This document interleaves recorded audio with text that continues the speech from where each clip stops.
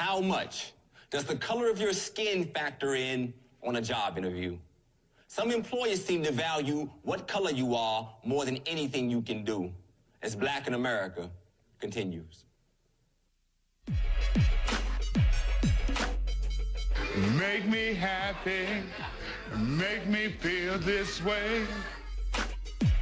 Kenneth Allen has come a long way from his days of crime and crack addiction.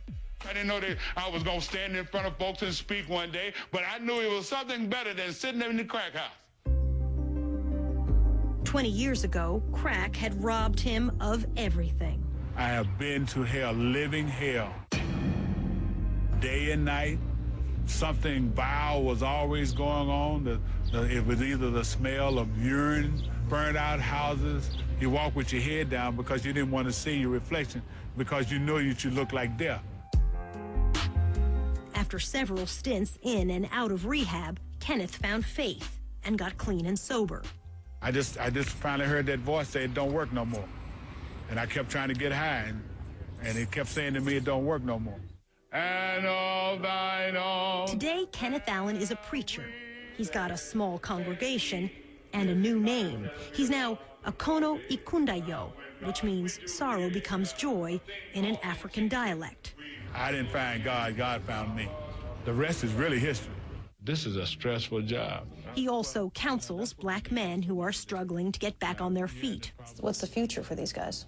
The future is bleak. I'm in a facility now where at least 60% of the guys in my program have convictions. Again, I just say, man, I'm proud of y'all for what y'all do. He also helps them find jobs. Not an easy task, as he discovered after getting out of prison. In prison, he got his college degree. Still, he couldn't find work. I mean, it was just one rejection after another. Impossible to get a job as the next con. Impossible to get a job. With nearly 1 million Black men in prison, eventually there will be even more men on the street who can't get jobs. I wanted to find out how much of a barrier does a criminal record represent in trying to find a low-wage job.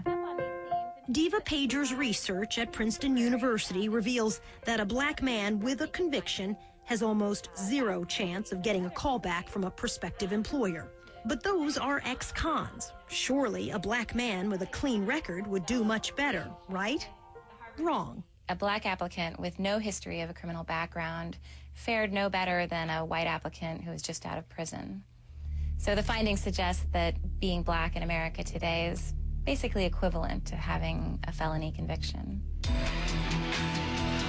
Unemployment for Black men is at 10%, more than twice that of white men, according to the U.S. Department of Labor.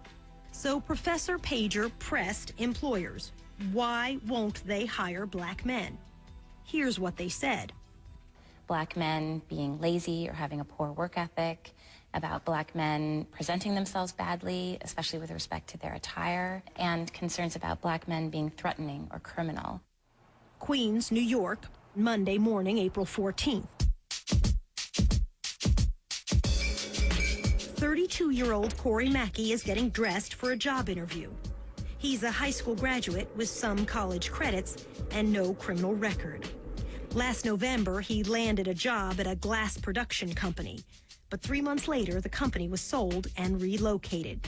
Corey's been looking for a job ever since. The East River Development Alliance is a nonprofit job training program in the projects where Corey lives. Shana Castillo is Corey's job counselor. His story really stands out as someone who should easily be able to find work. He's educated, he has computer skills. Corey applied for a position as a merchandise manager at a local store and received this reply, instructing him to meet the store manager in person. We wanted to see how the meeting would go, so we placed a hidden camera on Corey to record his job interview. Okay, did somebody call you to come in? No, when I applied online, through the internet, they told me the next step was to visit the store in person and ask to speak to the store manager. Okay, the way the process goes, you know, the human resources manager is the one who do the interviews, and he's the one who actually, you know, do all the hiring. He's not here today. Corey is given this job application and a promise that someone will get back to him. To this day, Corey hasn't heard back from anyone at the store. We interviewed a researcher from Princeton, and she said when she talked to employers about why they didn't want to hire black men, they said they thought black men were lazy, black men wouldn't dress well. What do you think of that? Does that describe you and your friends? No, that doesn't describe me at all. You're not lazy? No, definitely not lazy. You can ask any of my employees, my former employees. I'm far from lazy. But what they say, we don't dress well. When you go in for a job interview, you put on a suit, shirt, and tie. Like, so I don't get that part. Corey lives with his girlfriend Gina and their 1-year-old daughter Janice in the Queensbridge Projects, one of the poorest and toughest communities in America. Did you go to college? Yeah, Essex County College. But then I had my first daughter, so I stopped to start working. So that's little baby Janice? No, that's Kiara. Yeah, Kiara. She'll be 10 in August. So 2 kids? Yeah, 2 kids. Do you look at them ever and say, if I hadn't had the kids, I could be a college grad? I never look at them and think that at all. I love them to death. I do what I do for them.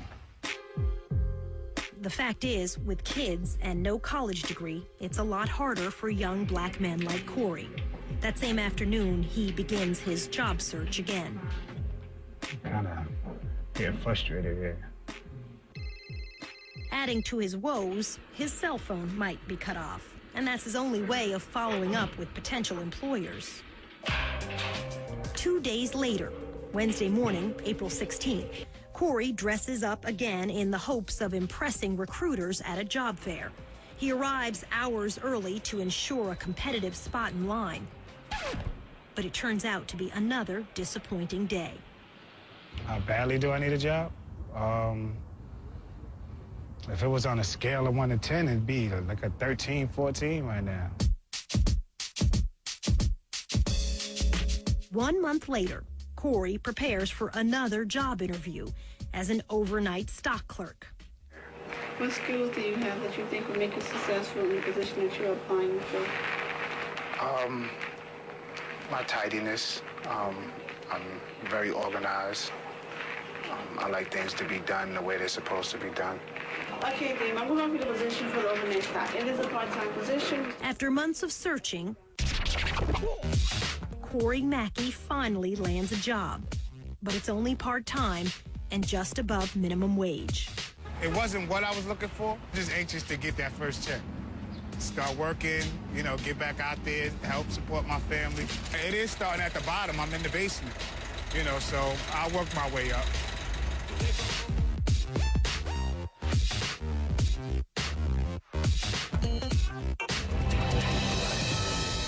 When we return, next thing I know, cops pull up. The face of prejudice. He said, "What are you doing in this neighborhood?"